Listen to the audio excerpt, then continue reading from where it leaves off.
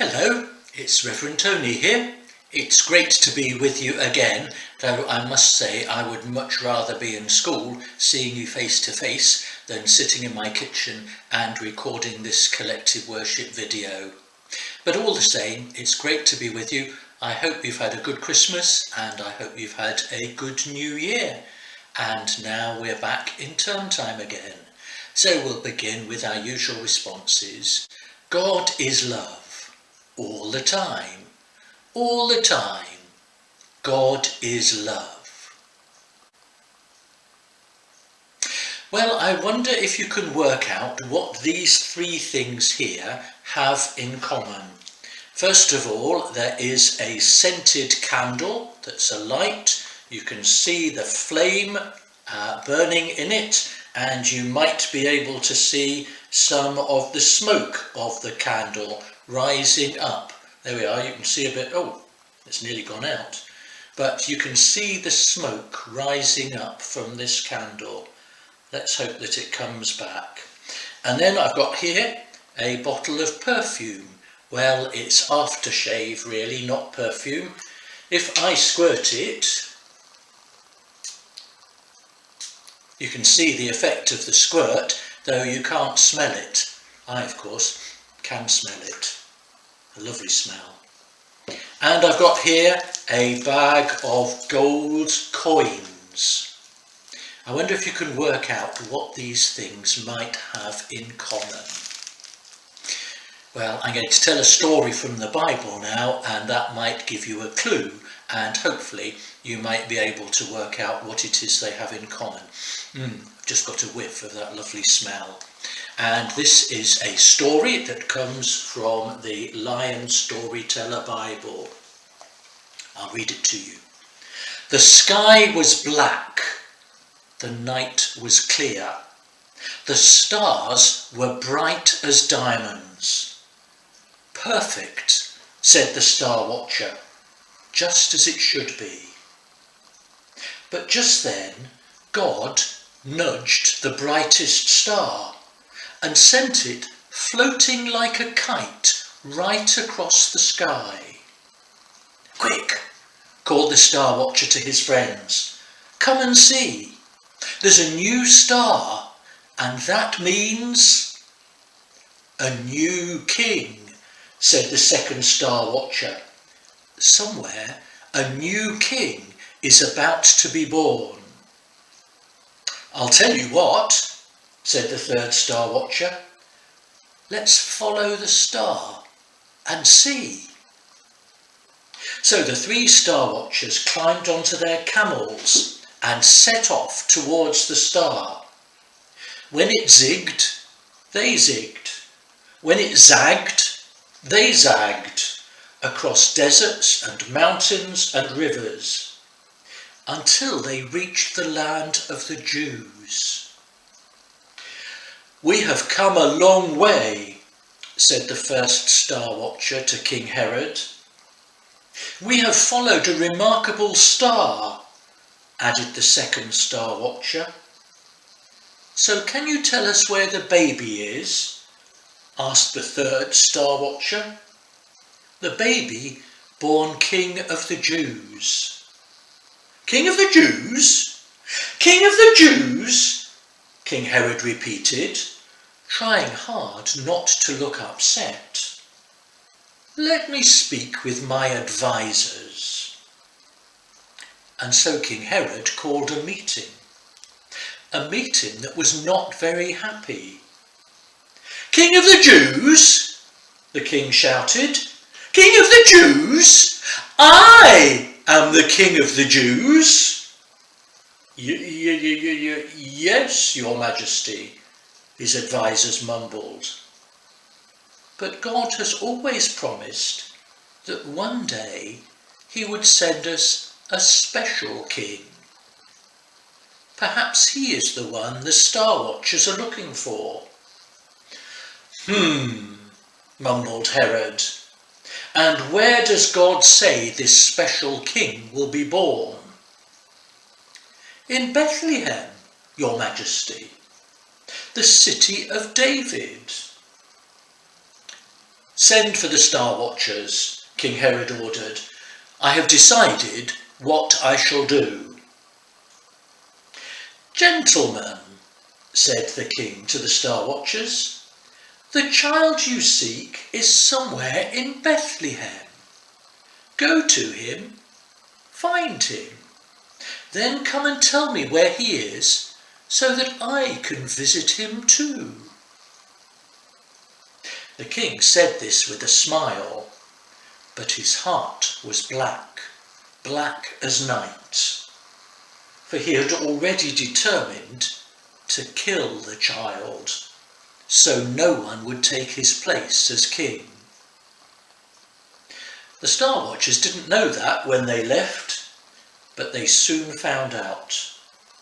For the same God who had nudged the star visited them in a dream and told them the king's dark plan. So they went to see young Jesus and gave him gifts of gold, frankincense and myrrh.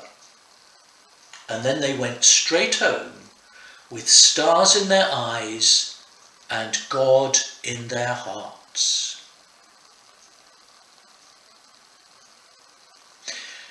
Well, maybe you knew that story before, or maybe it's new to you.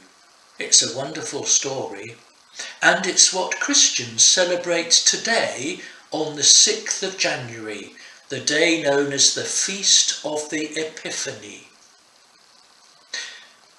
And hopefully you've guessed what these things here have in common, because they're related to the gifts that the wise men brought. Gold, and here we have some gold coins. Frankincense, which was a kind of incense that you burnt, and you saw earlier on the smoke rising up from this scented candle. And myrrh, which was a kind of perfume, which this aftershave or perfume relates to. Well, all that happened a long time ago. What does it mean for us today? Well, I want you to think for a moment about the gold. That was the first thing that was mentioned in the story. The wise men gave some gold to Mary and Joseph and for the baby Jesus. I wonder what Jesus did with the gold. Because according to the stories, he never seemed to have any money. He seemed to go around and he was looked after by other people when he got older. I think what he must have done is either given it away or shared it with other people. And this gold reminds me of what we might do with the money that we have, the possessions that we have. Are we generous? Are we willing to give, to share, so that other people have some of the good things that we have? Generosity, sharing, is a great virtue, something that we can learn from Jesus and his family. Something that we can learn from other religions too, of course, but being generous and sharing is what this gold is for. Not hoarding it for ourselves, but sharing it with others. And what about the myrrh, this sweet-smelling perfume? Well, that in the old days was given particularly to cover the smell of bodies of people who had died. And Christians believe that when the wise men gave myrrh to Mary and Joseph and to Jesus, that was a sign that part of his purpose in life was to die. And he did die. And when he was laid in a tomb, people brought spices, including myrrh, to put beside the tomb to take away the smell of a dead body. And this perfume reminds us that, well, one day when we get old, all of us will die. But it's not just for that. All of us may, during the course of this year, suffer in some way. We might suffer by being ill. Hopefully none of you will get COVID, but you never know. We might suffer by having sadness, someone in our family getting ill and being poorly. We might suffer by having disappointments. Things don't work out as we hope. We don't get in the football team, or our football team doesn't do very well, or we don't get as good results in our school tests, or whatever it might be. But the myrrh reminds us that yes, there will be disappointments, but despite all that, God promises he will always be with us and will help us. And that takes us on to the third thing, this incense burning here with the flame, but also the smoke that rises up. Throughout the Old Testament Hebrew religion and in Christian religion and other religions too, people burn incense as a sign of prayers going up to God. And Christians and other religions too believe that we can always bring our prayers to God because he knows what life is like for us, he understands us, and he wants us always to be able to trust him and know that he will be with us. So at the beginning of this new term, when we don't know what's going to happen because of coronavirus, and we're trying to get down and do our schoolwork as best as we can, and trying to cope with all the things going on in the world, we can remember the story of the 3 wise men, the 3 kings, and the gifts they brought. Gold for sharing, myrrh, perfume, for coping with disappointments, and incense for our prayers going up to God. So I'd like you to put your hands in a safe place and I'll lead us in a prayer. God of love, we thank you for the birth of Jesus, who came to be with us and show us how to live. Help us always to be generous and willing to share with others. Be with us when life is difficult and things don't go as we want them to. Help us to trust that you will hear our prayers and answer them in the way you know is best. Amen. And now we're going to sing our song. It is the last time probably that we'll sing the great Christmas song, Come and Join the Celebration. I know it's after Christmas, but Epiphany today marks the end of the Christmas season, and so it's appropriate that we sing this song together, Come and Join the Celebration, which remembers the visit of the wise men and remembers that God is with us today and will always be with us.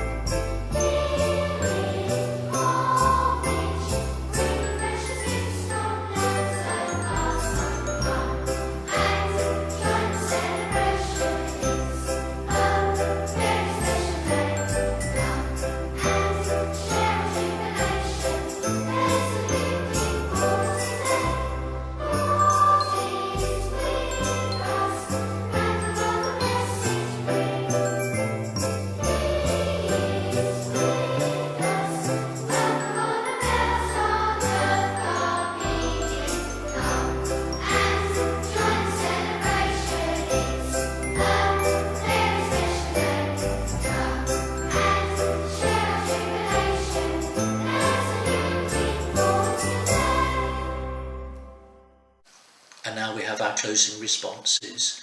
God is love, all the time. All the time, God is love. Go and show that love to everyone you meet. Amen. Well, I hope you've enjoyed watching our collective worship today, and there will be another collective worship next week, and I look forward to being with you then. In the meantime, take care, stay safe, and God bless.